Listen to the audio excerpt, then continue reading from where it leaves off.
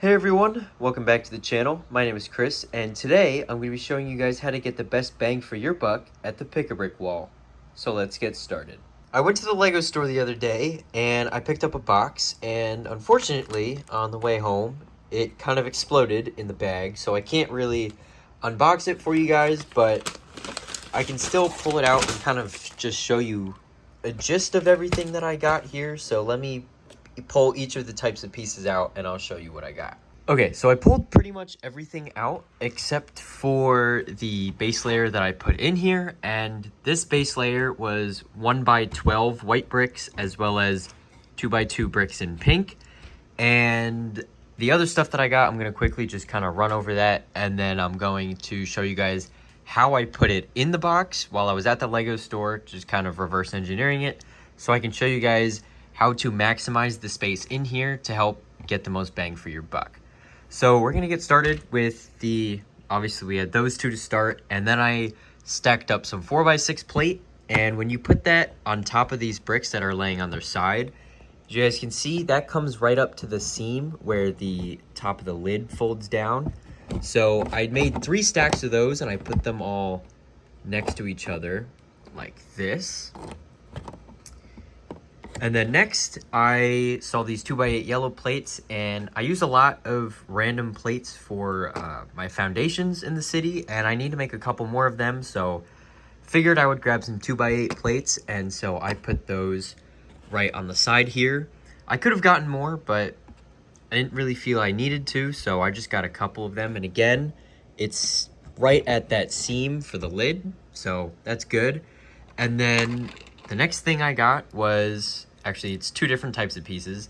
This is the 1x1 by 1 2/3 snot brick, and these pieces I think are really cool. I would love to use some of these in the mountain if I can, and so I picked up a bunch of them, and I also, in order to help them stay together better, I put some 2x4 tiles on there, and I put them on the sides of the 4x6 plate like this.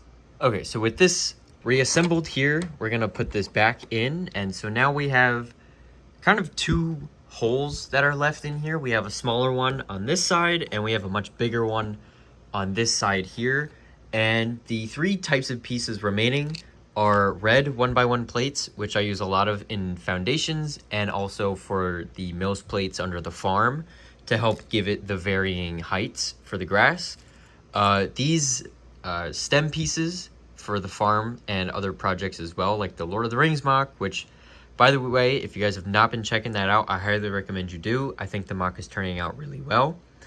So there's that, and there's these. I thought these were interesting. I don't really know what I would use these for, but I don't think I have any, and so I just wanted to grab a handful to add it to my parts collection. So these are 2x4 rounded, I keep dropping these, but 2x4 rounded tiles in dark orange. So I just grabbed a handful of them, and hopefully I get to use them someday in something that's pretty cool.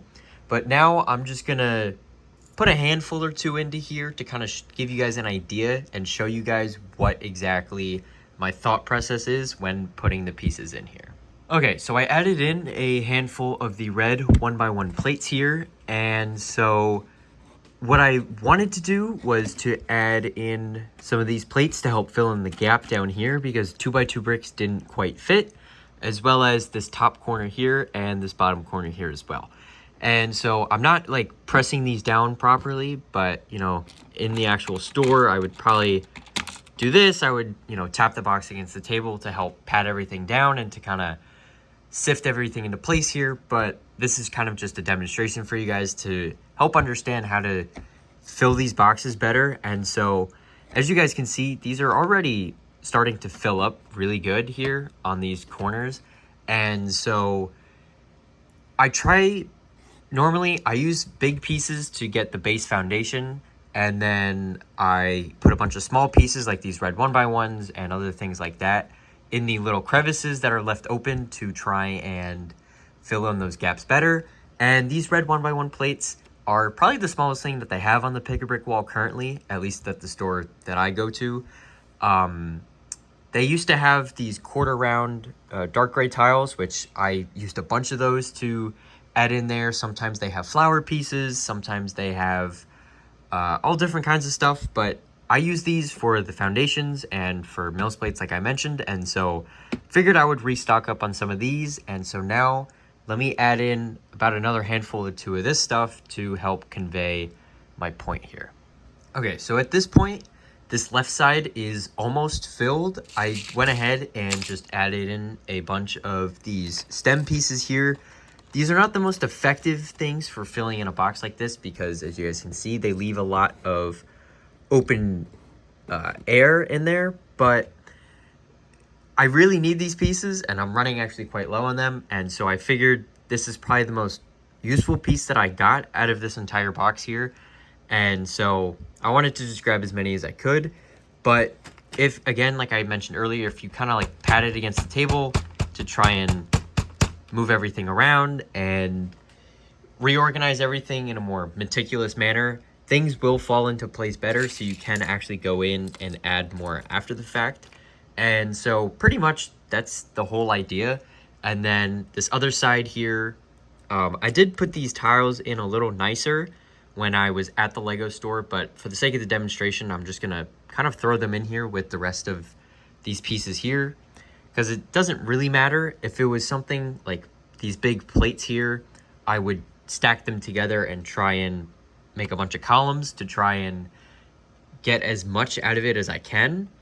But these don't stack well, if at all, and so I'm just gonna kind of take handfuls and put them in. And doing it like this does save a lot of time, but when you stack stuff together like these here and this, it takes a lot more time, but it is a lot more worth it. You get a lot more pieces, and I think it's worth the time that you put into it.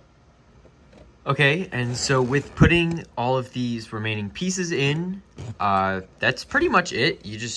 It's a lot easier with two hands, but you can just close it up, and when you pay for it, they put this sticker on for you, and it helps seal it up to a certain extent. And so obviously this front flap is supposed to be tucked into the front here, but I got it close enough at the Lego store that they just let it fly, which I'm thankful for.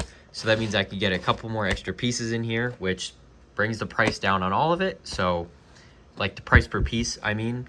So yeah, this is essentially how I pack Pick-a-Brick boxes. It is a learning experience because they used to pack them in cups for the longest time, these round cups here, and they just recently switched over to these cardboard boxes to be more environmentally friendly, which is great. And so it also is rectangular, and so you can actually fit, you know, these 4x6 plates are a lot easier to fit in here than it would be to fit a bunch of 4x6 plates in here.